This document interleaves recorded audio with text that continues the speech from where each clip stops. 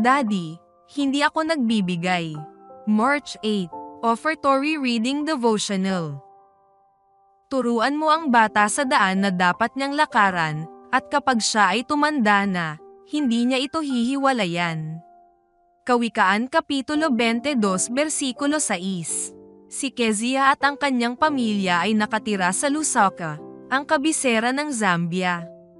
Nakatira sila sa compound ng simbahan, gayon din ang manggagawa sa Union. Isang araw, nang sila ay nagdaraos ng pagsambang panggabi, ang talakayan ay napasentro sa ikapo at handog.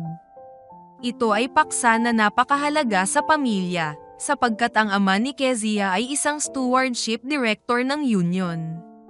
Samantalang nagpapatuloy ang talakayan, hinikayat ng ama ni Kezia ang bawat isa na matapat nilang ibalik ang kanilang ikapo at sistematikong mga handog.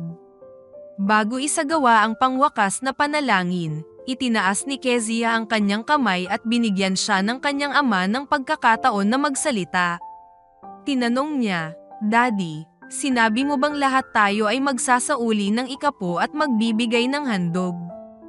"Oo, Kezia," sagot ng tatay niya. Umiling-iling si Kezia at nagsabi, "Hindi, Daddy, hindi ako nagsasauli ng ikapo at hindi rin ako nagbibigay ng handog." Naunawaan ng ama at ng ina kung ano ang ibig sabihin niya, sapagkat sila'y nag-iikapo at naghahandog bilang isang pamilya. Akala nila tama na iyon, subalit para kay Kezia, hindi pa. Nang sumunod na linggo, binigyan nila ang bawat isa ng pocket money at pinaalalahanan sila na alalahanin ang Diyos. Nang nagkaroon sila ng panggabing pagsamba pagkatapos ng Sabbath, kahit na bago pa ang mga tao ay nabigyan ng pagkakataon para may bahagi ang kanilang natutunan sa simbahan, nakataas na agad ang kamay ni Kezia, at nang siya ay mabigyan ng pagkakataon, sinabi niya, "Daddy, sa araw na ito nagbigay ako ng ikapo at handog." Ang bawat isa ay napangiti at nagwika, "Amen." Simula noon, ang mga magulang ni Kezia ay nagbibigay na sa kanilang mga anak ng pera upang sila mismo ay matuto na magbalik ng ikapo at handog.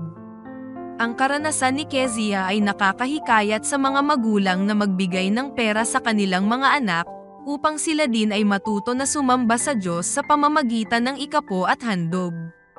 Panawagan. Samantalang ating ibinibigay ang ating handog sa araw na ito at sa hinaharap, ipanalangin natin ang mga bata na tulad ni Kezia na magsimulang magbigay kapag siya'y nakatanggap ng salapi. Sa pagbabalik natin ng ating mga ikapo at mga pangakong handog, ilagay natin sa huli ang ating mga hangarin, at unahin ang Diyos.